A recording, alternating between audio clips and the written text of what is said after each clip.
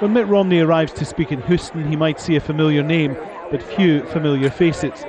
This is a tough crowd for Republicans. The National Association for the Advancement of Coloured People There's tables all the way on the other side. Has a big voice and big influence, and most black people support Romney's opponent, Barack Obama. Still, there's an appetite to hear what Romney has to say. I'm glad that he's coming to kind of talk about his strategy and what he's trying to do for the United States of America. Well, obviously, he's playing against a tough crowd here, so it would be, pretty interesting to see what he says. Many will choose Republicans and the NAACP haven't always got on. Candidate Bob Dole refused an invitation to speak to the convention. George W. Bush spoke as the Republican nominee, but initially snubbed an offer to return as president. John McCain spoke 4 years ago. He won friends but few votes. In the last election, Barack Obama won 96% of the black vote, and it's thought he'll come close to that level of support this time round.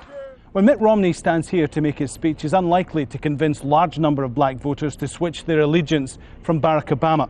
But this isn't about them. This is about appealing to independents who haven't yet made up their mind, to show that he's open, inclusive and reasonable. In fact, the sort of man who would make a good president.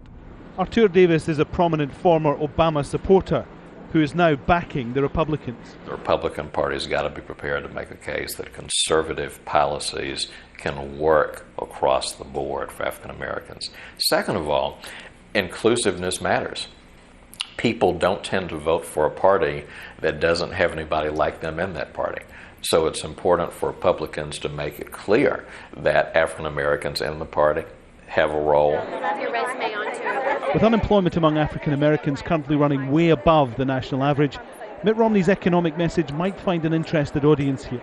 But with the strong perception that Republicans don't really care for the interests of black voters, his speech has to be much bigger than that.